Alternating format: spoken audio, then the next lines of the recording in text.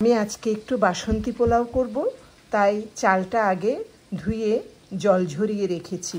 এবার এখানে একটু মশলা মাখিয়ে নিচ্ছি। কি কি দিচ্ছি উপকরণ দেখে নাও। আমি এখানে একটু হলুদ গুঁড়ো দিয়ে দিচ্ছি, এরপর দিব একটু করে জিরে গুঁড়ো,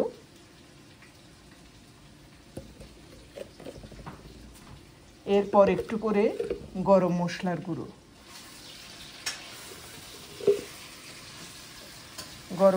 গুঁড়ো, আর দেব একটু করে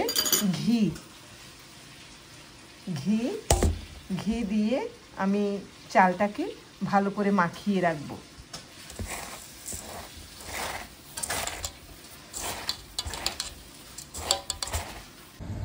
পোলাওয়ের চালটা আমি মশলা মেখে 1 ঘন্টা এখন রেস্টে রেখে দেব। এরপর চুলোয় দেব। মশলাগুলো সব ভেজে নেব কিছুক্ষণ। লাল হয়ে গেলে তারপর পোলাওয়ের চালটা দিয়ে দেব। গোটা মশলার সাথে চালটা একটু ভালো করে ভেজে নেব। হালকা ভাজা হয়ে গেলে তারপর গরম জলটা দিয়ে দেব। এখানে আমি 4 কাপ পোলাওয়ের চালের জন্য 8 কাপ জল নেব। পোলাওয়ের চালটা ভাজি হয়ে গেছে। আমি এবার এখানে যে কাপ দিয়ে চাল নিয়েছি সেই কাপে মেপে জল দেব। 4 কাপ চালের জন্য আমি 8 কাপ জল দেব এখানে।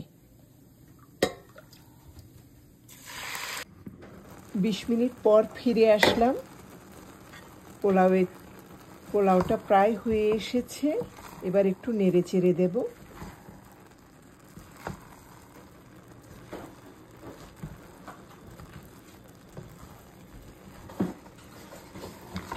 এইবার এখানে একটু গোলাপ জল দিয়ে দিচ্ছি। গোলাপ জল দিলে সুঘ্রাণটা বেশ ভালো বের হয়।